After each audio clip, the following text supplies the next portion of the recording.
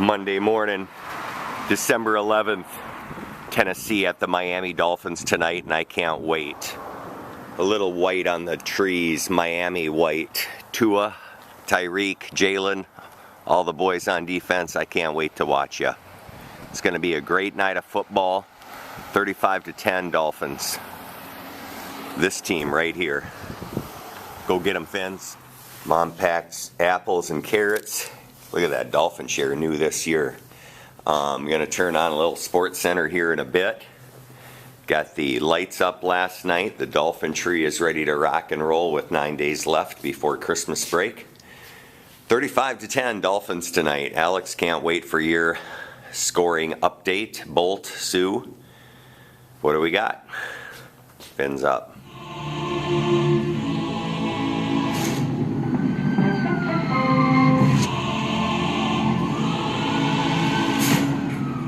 The speed for Tyreek, he's got him!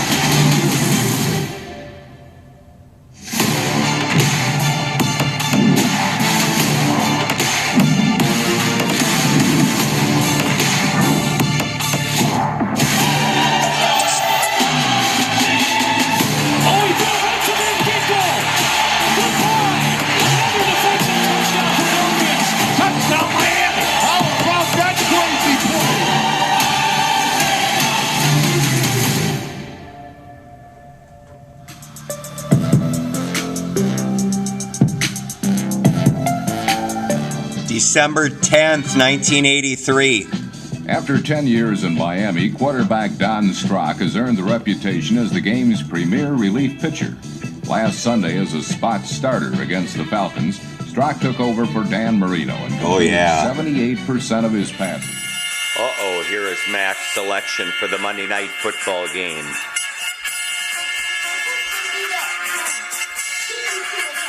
Who wins? 50-10? 52.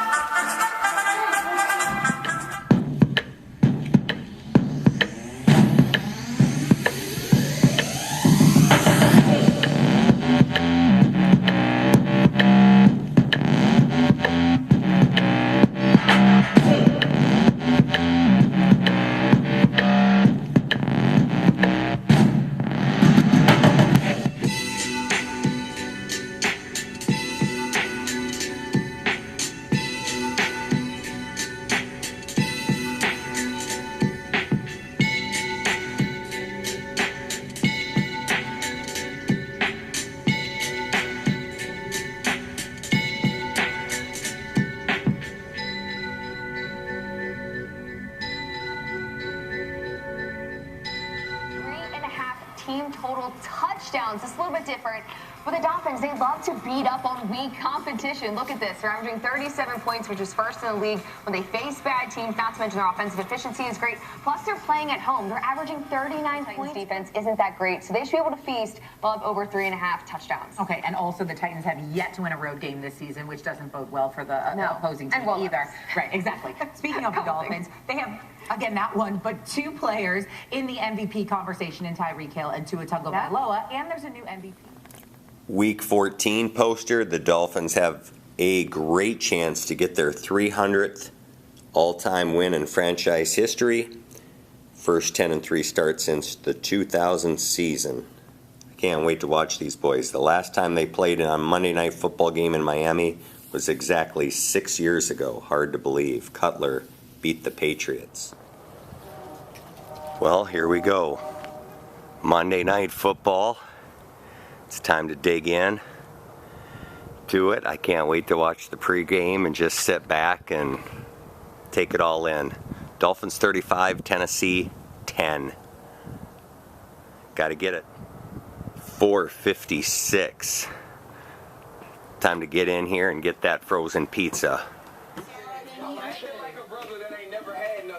That's how Mike McDaniel act. Dude with off-whites, the car fire. He get out with the Letterman. I freaking love this dude, man. Hey, you should have seen. So if you saw Hard Knocks, he was actually explaining to the ref about what off-whites the shoes are and why he keeps the tags on town, taking on the Dolphins. It was interesting, speaking with the Dolphins, they think a lot about last season in December when that loss to the 49ers kicked off a 5-game losing streak for them, and they really kind of sputtered out their season after that. They're trying to really exercise those demons, pretend like that didn't happen, and use the scarring from it to fuel them through this stretch that they have, a stretch that has so much opportunity for them at all. There's Tua Tagovailoa coming in the building, and Dan, really cool to speak with him and see how his entire confidence, his career has been refurbished in a lot of ways by Mike McDaniel. That story's different been told, guy now. But I think we saw some of that from him and just how it's also played out on Daniel the field. has instilled such a confidence in him to go be yourself. Not only him, but really everybody in this organization. And I don't know if there's a quarterback involved right now, maybe outside of Brock Purdy, that has as much of, when I get to line of scrimmage, I know where the ball's going, and I know that guy's going to be open. More than Tua. He's a joy to be around. He's a joy to watch. It's been really fun to watch Monday Night Football, so we cannot pick this game, but Mina Kimes can pick it. So, Mina, who are you taking between the Dolphins and Titans? Go ahead. Pressure. Ooh, what a privilege. The Titans have the 3rd worst pass defense against deep passes in the NFL. Miami, I don't think this is going to be an easy matchup for the Tennessee Titans. All right, you see Ryan is also picking the Dolphins there. Let's go to the other game here on Monday Night Football. Jordan as a starting quarterback. We're all going to make picks. Fins up, Monday night. When it comes to play caller and execution. It is on a Monday night doubleheader. Tua Tagovailoa arriving here ahead of his matchup against the Titans tonight. He has 21 straight games with a pass touchdown, the longest active streak in the NFL, and the longest by a Dolphin since Dan Marino's franchise record of 30 straight. And here's Jordan Love arriving Monday Night Countdown is presented by Panera. $0 delivery fee for a limited time. Guten Tag. I'm bigger in person. You're right. Coach McDaniel's personality, I would say, is a little quirky. You'd have to ask his ankle. He scored more points than the opponent, so that was good. Certain stuff he say is like, you wouldn't expect him to say it. Your technique was trash. Whoops. Well, we don't have to punt. Throw a bunch of things into a bottle, you shake it up, and you open it, you never know what you're going to get. He was going to come back and have a pick 6, not a pick field goal.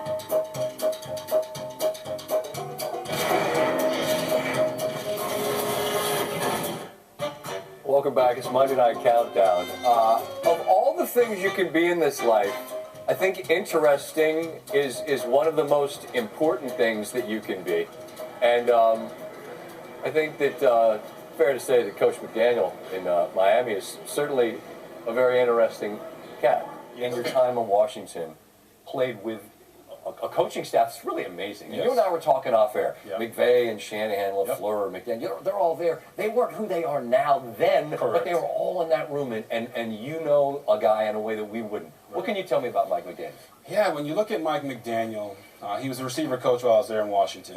And although he wasn't my specific position coach, he made it a point to get to know every single player on the football team. You see, when people hear Mike McDaniel's name, they think mad genius, play caller. But I really think of him as a people connector, right? Mike McDaniel went through his own struggle in his own life with alcoholism. And I think because of that struggle, he's able to connect with his players a lot better. So when he comes in and he sees Tua Tagovailoa and he knows this guy's been beat down and berated by the coach before him, he creates an environment where he can lead and he can grow and develop and be the person that he is. Mike McDaniel doesn't look at his players as assets or a means to an end. He looked at them as people, just like he wanted to be looked at when he was going through his struggle. So when I see Tyreek Hill play the best ball he's ever played, and I see Austin Jackson, the offensive lineman who just got the new deal, play the best ball that he's ever played, it's because Mike McDaniel is coaching them from a place of what they can do, not from a place of what they can't do. And I think that's what makes him so special, and I think that's a lost art in coaching. Do you find that to be, for your experiences in all the different rooms you're in, a unique, meaning like no one else was quite like him? I'm a stickler for that word. Rare means not many. Unique means one of one. Is it fair to say he's unique in that regard? he is unique in that regard because a lot of times coaches don't want to get to know their players in the way that Mike McDaniel is willing to get to know his players because it's an ever-changing league, right? It's a revolving door of guys coming in and guys coming out. He doesn't shy away from that. He understands that if he can connect with his players at a personal level, he can get more out of them on that football field. He's a players coach, but you know the old adage about players coaches, they get walked over by the team. That's not what he does. Because he is in there putting them in position to be successful, they respect him for it. They love him for it. That's the exact word. I'd say if you give the players that kind of latitude, they're going to show you the respect to not walk over you, right? Absolutely. Really cooking. The best in the NFL this season, leading the league in points per game, yards per play. The only team in the National Football League getting at least 30 points per game from its offense. They're scoring a touchdown 35% of their drives. That's the highest in the NFL in the last 3 seasons. As we kick it over to Ryan, this is going to be fun. You're great at this. I don't know if you can explain how to slow them down or stop them, but I'd love for you to try. Hey, well, you know what they call a group of cheetahs, right? They call it a coalition. And that's what the Miami Dolphins are. They are a coalition. But when you're trying to stop the cheetah and Jalen Waddle and Raheem Mostert, you can't really do anything with them because Mike McDaniel schemes everything up so beautifully. So here you're going to see pressure. Out in the field, you want to go with 2 high pressures. And you're going to see George Karlaftis and Trent McDuffie are going to switch here. Karlaftis is going to drop. Trent McDuffie is going to add to the rush, which only gives you 4 rushers. So now on the back end, we have 4 on 3 on the top, 3 on 2 on the bottom. This is going to cause Tua Tagovailoa to hold the football, and now you can get pressure on him. When you get into the red zone, you can Tagovailoa to stop this offense. If not, you're caught in one-on-ones, you're caught in mismatches, and that coalition will run all over you. Scott, it's on you, brother. Yes, I'm not trying to stop the coalition. Not particularly interested in that. There's no slowing that down. It's DeVito's world.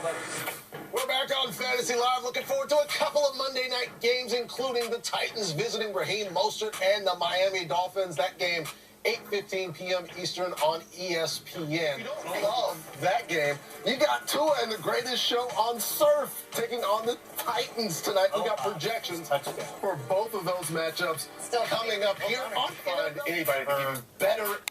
Nobody's ever talked about this player until guys started bringing him up. I know. Nobody's heard about this guy before. I want to introduce you to Tyreek Hill. Oh, okay. This is the kind of thing where every week you look for a lot of different places all across the internet, the television screen. This is my #1 projection. That doesn't mean it won't go higher than this. He was my #1 forecast wide receiver ahead of the week, and sometimes those numbers go up. So I actually think that this is like a pretty safe landing spot for him. 7-11 and a touchdown is what makes that up, and I think it could be even higher should we see Tennessee be a little bit more full of life on offense than maybe my projections have them. Sometimes Tua Tagovailoa scores so many points. From when I worked for the team that signed Otani. When I used to work for them, that's what our announcer would say after the game, as I was out to buy the dip. Oh, really? As you were about to buy the dip. Okay. Dennis Reyes needed his Copenhagen. I had to go out and get it. All right, so 15.3 is my number for Raheem Mostert. I do think he sees the end zone. Of course, Tennessee is far meaner to opposing running backs than they are to opposing wide receivers. However, 60 rush yards, a touchdown, and 2 for 13 for him. He has 14 rushing touchdowns this season, the most in the NFL. For you keeping track at home, this would be number 15.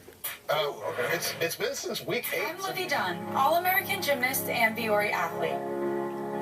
When you travel and train as much as I do, you find happiness where you are. On the mat or on the sand, movement and comfort are essential. That's why I live in Performance Joggers by Biore. Made from dream knit fabric that's made of 89% recycled. There's a lot on the line here. And pick!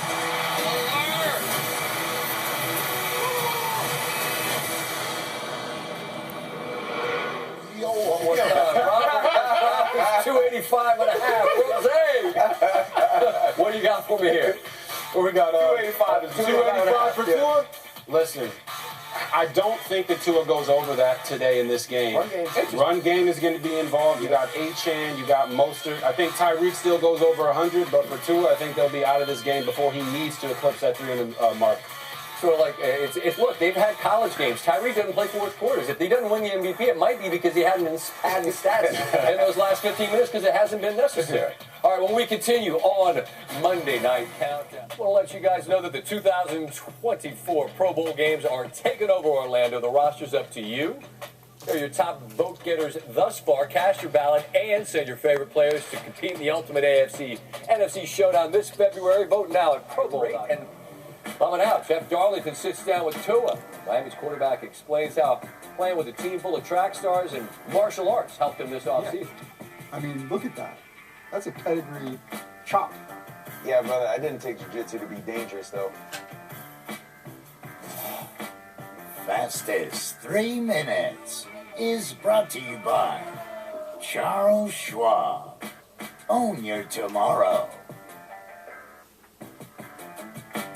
On those lines with, they've done such a great job at Hard Rock Stadium. That stadium used to not, I'm going to be charitable, it was not great. It's an awesome venue now, and the Dolphins have not lost at home this year, maybe because they got that happy little Muppet on the sidelines dancing around. I don't know. He's not him. I don't know if that's a he. Might be a she. I don't know specifically. How can you tell with the Dolphins? Stop talking, Scott. Oh, my God. Cast your vote. America, scan the QR code. Jalen Ramsey. Jalen Ramsey, what a catch! I'm him. The crazy boy, I have it tatted on my thigh. You're looking at him, Tyreek Hill, baby. I'm him. I've always been him. Apparently they've Fixed his head. Now he's moving on. This thing's been through hell and back, man. It's been all over the map this year. All right, let's get to the Hemi nominees. You could vote for. Do the QR code. It's gone, but you know what to do. This man has been living in the Hemi Awards. Gracious. Hemi's great, we know, but putting on the short teams out there. Put him in the mix. We'll discuss and show you what makes him one of one. I'm here. The cheetah's here. They call him the cheetah. His speed can't be coached. He's fast. Fastest man in the league. The cheetah flies by. His speed on the field is spectacular to watch. Every defense feel his speed. He just got a key on him. He can open up the offense. The cheetah rolls to the end zone. He definitely is the cheetah.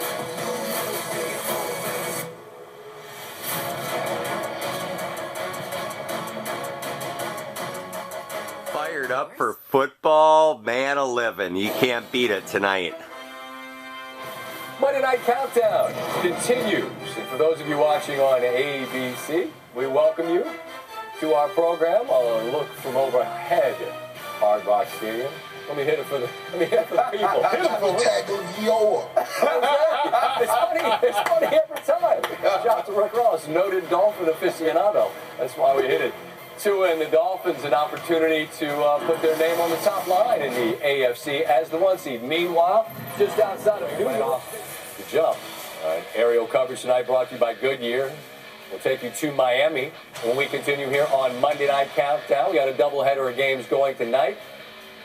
Tua Tagovailoa just down with Jeff Darlington. An uncommon off-season's training regimen has helped him stay on the field. And man, he and that Dolphin offense, they got the grease hot. They're cooking this year. Oh, so much fun. Hey, we dog, each and every one of us. We got guys with speed. Once we get the ball in our hands, it's over. It's always like a home run here. He is gone. Touchdown. This is Monday night.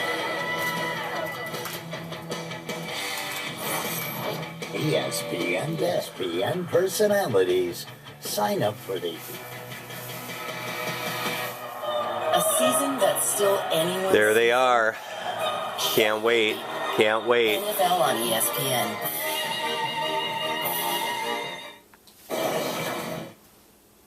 Welcome back to Monday Night Countdown, presented by Panera. Like a beautiful evening in South Florida, Hard Rock Stadium. Those are drones, which is, I don't know how they do that. Touchdown Dolphins, they've been doing that a lot, more than anyone this year. With Tua Tagovailoa starting in front of the home fans on Monday Night Football for the first time. 24 touchdown passes this season, tied for the second highest number in the NFL entering Week 14. Averaging the most passing yards per game in the league.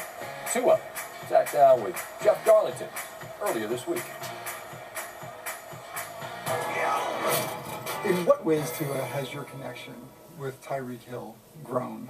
The biggest difference that I see with Tyreek this year and last year is his acceptance of, okay, I'm so comfortable now in this offense that there's a lot of things I don't want to shy away from. If you tell me, like, this is what you want, that's how you're going to get it. But if I run it and it doesn't look good or it doesn't feel comfortable for me, I'm going to let you know.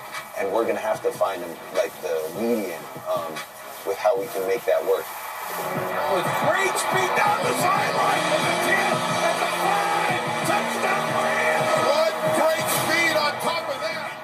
What is the hardest part about being a quarterback on a team full of track stars? Yeah, it gets tough because then you got to figure out everyone's way of running certain routes. But in a way, you're doing a good amount of math in your head. But like the trajectory of how far you need to throw it, if you're on this hash and you're throwing outside the numbers, like if you think of it, the Pythagorean theorem of that is obviously I don't know, but like it's crazy that you can react to where the person is, like throw it exactly how you want it. How do you feel your body has benefited in terms of the work you put in this offseason? Yeah. I mean, look at that. That's a pedigree chop. Yeah, brother, I didn't take jiu-jitsu to be dangerous, though. I took it to fall, so. Well, looks like you can do both. So really, yeah. How's it helped? It's helped tremendously. I've been able to be in a lot of situations that we've worked on throughout the offseason of falling, and I've been able to put that to use this year.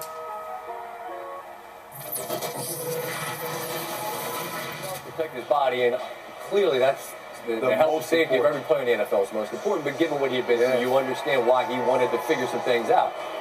Part of figuring it out on the field is, one, you could throw it to that man right there. And Tyreek, he could be changing the history of the NFL. No wide receivers ever won the MVP. Only 2 have ever gotten votes in the last 25 years. That's Randy Moss, our colleague, and Cooper Kupp. Robert, what is he doing that is different than anyone else is capable of doing at the position? Well, Scott, you're right. He is the #1 in the MVP race, and Tua said it right there. He's so comfortable in this offense now that they're doing things that are unconventional. Right here, they're going to motion Devin Achane outside, and everyone's wondering, why is the safety over here? Well, it's because there's a linebacker guarding Achane on the outside, so he leans that way. What they do is they have the nickel play outside of Tyreek, which normally knocks this play out. But because Tyreek stretches him out and then gets on the inside, he still runs that stomp route like a seam. And look at the separation that he creates. That play is not supposed to happen. Then here, wide open field, MVP candidates, and he's on the list. Now, this is where you always point out to Dolphin fans, you're not a hater, you're just a reader. I'm reading to you who they beat and who they lost to. The wins are against the teams on the left. You can figure them out. And the losses are to the Buffalo Bills, the Philadelphia Eagles, and the Kansas City Chiefs, whose record combined is 25-14. And Ryan, we had the conversation in the room, and as we talked through it, I think I landed in a place where the way I view this is a perfect talking point for guys like you and me and Robert who are sitting at desks to talk about, well, they haven't beaten a good team, but you all have been them. You've been in the room. In that room, how do they view who they are and what they are? In that room, they view themselves as a 9-3 team that has an opportunity to be the #1 seed in the AFC. You can only play the teams that are on your schedule, and all of those teams are full of NFL players. Man, they're beautiful. That said, is there some level of importance as they approach the playoffs and the degree of difficulty gets a whole lot harder that they need to beat somebody good because you're going to only play good teams in the playoffs? There's a huge level of importance because those are the sorts of teams, if not the exact teams, that you will see in the playoffs. So you want to make sure that when you are in those moments where you get an opportunity to compete against them, you show up and you fine-tune the things that can get you to a Super Bowl. You know, the fact that they haven't won games against teams with winning records, but I got a stat for you guys. You're talking about the 2021 Rams, the 2020 Bucks, and the 2019 Chiefs won the Super Bowl without a winning record versus teams with a winning record. There you go. So there you go, Dolphins. Block out that hate. Go play the games that are on your schedule and win the dang Super Bowl. And it's not anyone's fault that the schedule lays out the way it does, and so it is so heavily backloaded that we don't get a chance to see them play the best teams really on their schedule until the very end, but they clearly are one of the best teams in the NFL. No question about any of that. Tennessee stands in their way tonight, and Miami significant underdogs. We got a Hemi winner? Uh-oh. It's coming next. You can still vote. I don't know if you can impact the result. But you can still vote. Code, baby. I actually have Swagoo's and mine.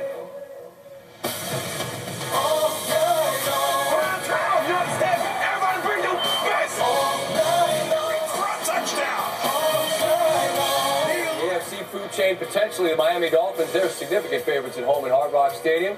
Tua for the first time gets to play a Monday nighter at home in front of the home fans. They haven't lost there this year. They win tonight, and they are the 1 seed for the moment in the AFC. Time to welcome in Peyton and Eli Manning over on ESPN2. Special presentation. You got 2 games going, fellas. You got to keep head on a swivel and keep your eyes on all of it. As Joe said, of plugging the right people into the right spots.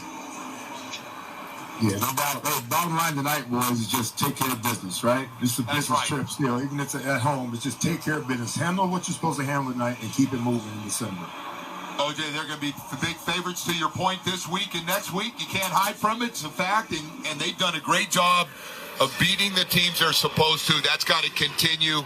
They know they're 9-3, and this thing could quickly go to 11-3 if they take care of business over the next 6 days. I mean, if we're to be real honest here with each other, and keep this thing going, and then we'll find out what happens in the last 3. But they'll be in great shape. They get that 11 wins next two they games. Sure will. And so the Dolphins got fortunate yesterday with a couple of losses by teams they're competing with. Not because of the play calling, but because of the way he has rebuilt the quarterback's psyche. And Tua said he finally can be himself. McDaniel has taught him to stop beating himself up.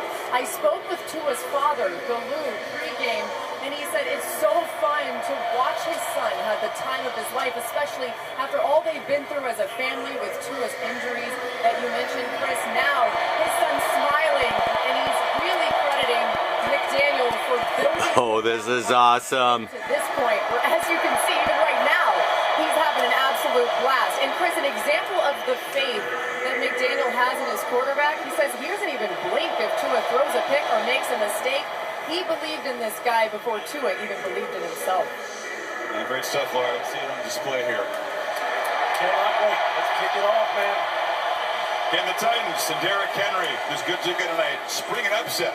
You're watching the Progressive Monday night kickoff. 3 degrees, and for what South Floridians would call a chilly evening. Great for football. Yes, it is. Oh, boy. They've dimmed the lights here at Hard Rock. The fans are holding lights up in the air. It's a beautiful scene.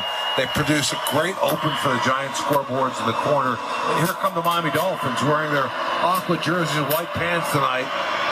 And the crowd stands on their feet. The lights still dimmed here at the stadium, and it's just a great evening. Monday night football returns to South Florida. The Titans, by the way, wearing their white jerseys and powder blue pants with navy helmets. It's a team that has come through some difficult times, but they're trying to start over with Will Levis, the quarterback. Joe, what do you think of that second-round pick from Kentucky? I think just 7 touchdowns, 2 interceptions, and he'll get a 7th start in this game tonight.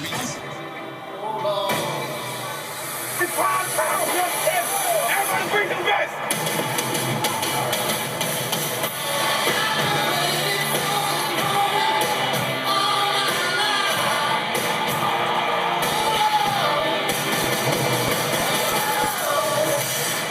From the rip, all in, all grit, all stars, all in, all courage, all clear, never falling, hustling, motivate, yeah, that's my calling. Crowd applauding, from grind time to prime time, seize the moment, season is mine.